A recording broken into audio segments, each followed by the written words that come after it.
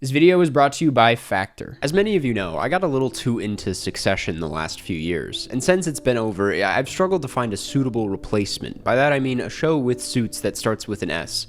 And Severance is close enough, sure. My experience with Severance is a rocky one. I've had some real highs and lows with this show. It's kind of perplexing to me. On the outside, I had very little interest. I thought the sterile hallways and gimmicky oneers seemed, well, gimmicky and played out. Watching the pilot, I struggled to find any of those long, empty shots at all compelling. Until about 30 minutes in, when the premise kicks in and really starts to fly, and they start taking me to places I didn't think they would go. The writing got really good, the themes started to flourish. I was hooked and binged the whole thing in a matter of days. This is my experience with this show in a nutshell, finding it frustratingly empty and confused, only for it to hook me almost immediately when I least expect it. In season 2 especially, I struggled even more, and I just got drawn in closer somehow. All of this season I was asking myself, is this good? Is this actually good? Or are they just really good at making me go a little crazy? Are they just really good at finales? Well, let's get to the bottom of it. I do have to say, personally, I'd have no energy to do anything as an Audi. Mark could probably use this week's sponsor, Factor. Factor takes the stress out of meal planning and sets you up for success. Skip the grocery stores, prep work, and cooking fatigue. Instead, get chef-created, dietitian-approved meals delivered right to your door, with over 35 meals to choose from per week, including options like keto, calorie smart, vegan and veggie, and more. It only takes 2 minutes to get chef-prepared meals on the table with Factor's ready-to-eat meals, so you can get back to what matters, your macro data refinement. Let's say you're being sent away on a work retreat in the middle of the woods. Change your order up every week with plans from 4 to 18 meals per week, or pause or reschedule your deliveries anytime. Speaking from experience, I'm working on a lot of videos these days. I'm in pre-production on a short film, I'm traveling a lot, and Factor has made my life infinitely easier. I don't have to think too hard about maintaining a healthy and fulfilling diet. If you're looking for a good way to support the channel, you should really check out Factor. Get 50% off and free shipping on your first Factor box using my link. Click the link in the description or scan the QR code with your phone. Off the bat, I want to make it clear that I'm not going to be spilling any theories in this video.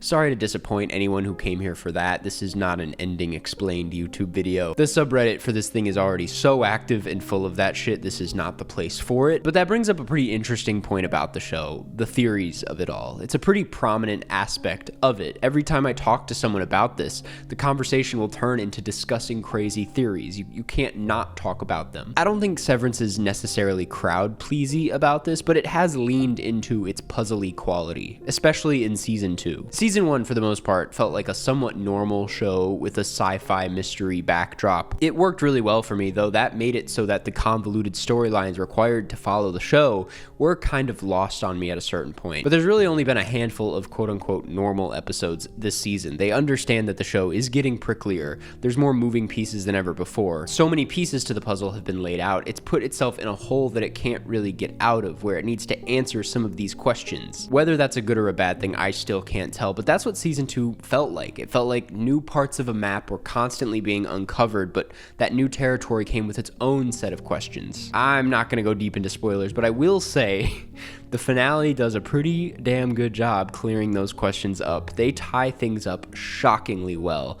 More on that in a second. While I'm still getting my negatives out, what I do feel was missing this season that the show could have greatly benefited from was a greater sense of community amongst the characters. What I really enjoyed about 1 was the dynamic between Mark, Helly, Irv, and Dylan. They were such a solid group of 4, and them in contrast with the robotic tones of Milchick and Cobble was just simply enjoyable to watch. It was a refreshing sense of normalcy in an otherwise bleak, plotty story. Season 2 had the energy of a show's 4th season, where everyone got split up very abruptly, understandably so given the company's response to their actions at the end of season 1, but it was rare that you saw a sort of ensemble scene with multiple characters in one situation. And personally, just personally, I missed that. One of my favorite episodes of the season, episode 4, was the one where this dynamic did come back. The bizarre setting worked really well, the surreal sci-fi elements just made the right amount of sense. It never bit off more than it could chew, they just honed in on this one isolated situation. That episode aside, people were really in their own worlds this season. The feeling throughout was painfully isolating, a tone that felt a little jarring for being just the 2nd season,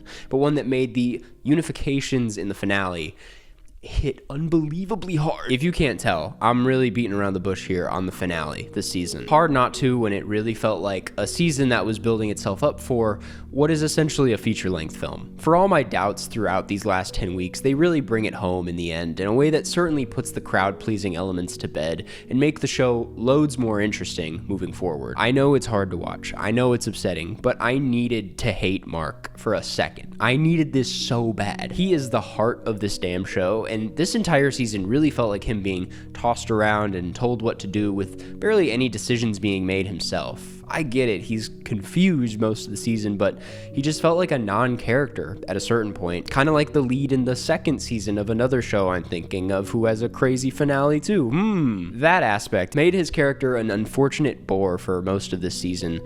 Until that finale. Many others have beat me to it, but it has a very The Graduate ending that I just ate up so hard. Also, the stylistic choices in the finale were very cool. Loved the subtle transition into film for that final moment. Pairs very well with the use of film in the Gemma episode. Love the crash zooms, love the camcorder stuff. They really dialed it in. I do have to quickly gush about Britt Lauer, who dominated this entire season. Everybody else is good, sometimes great, but she's got that special sauce that just draws you in. A nitpick I have about the writing in the show is it constantly has that Marvel quality of characters just needing to chime in with, oh fuck, or well that's not normal. But that said, Britt Lauer is the only one in my opinion who doesn't snap me out of the show anytime she's navigating these situations. There's a level of sincerity to her performance that is especially heartbreaking to sit through in the finale. I couldn't get enough. Dylan as a character did finally get some attention this season, and that whole storyline was one of the highlights for me. This much more stripped back and, dare I say, simple relationship between Itty and Audi is as insightful and at times even more moving than the more convoluted storylines in the show. It's such a great way for the show to break its themes down to its essentials and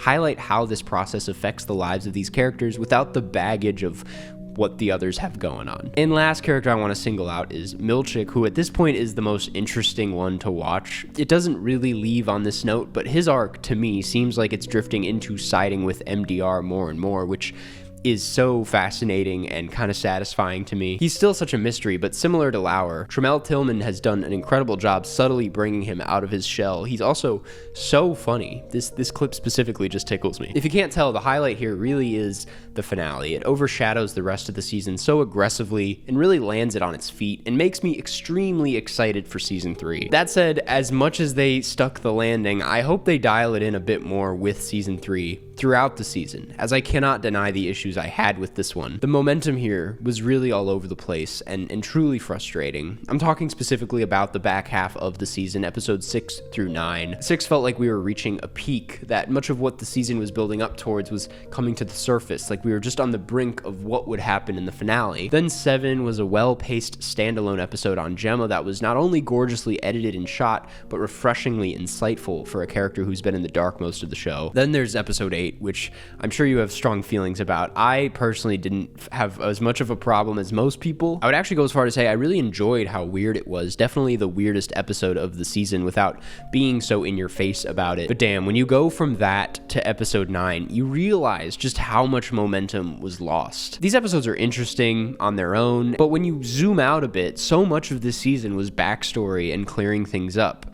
Again, understandably so. In doing that, the finale works. But now that I've seen the season in its entirety, it does make me realize just how much time was wasted or spent in the wrong places. The Mark stuff was fascinating. The Helena Helly stuff was getting really good just as they dropped it. Irv's arc was handled in a way that what happened in episode 9 was just a bit jarring. I can only hope that now that there's a better understanding of the world, maybe they can really lock in and make a solid season as a whole, instead of just a really good finale that you have to sacrifice multiple episodes to get to. It's a damn good show that I can only see going uphill from here. Boy, let's hope that line doesn't age like milk. But I have to admit there were a handful of moments the last few weeks where I thought it was going to lose me. Let's hope that doesn't happen again. To answer the question at the top of this video, yes, this is good TV. This is great TV. It won me over more than it lost me. Welcome back, Succession. No, I'm kidding. I can't take it that far. And that's what I got. Thanks for watching. Go watch Severance and form your own opinion, and I'll see you in the next one.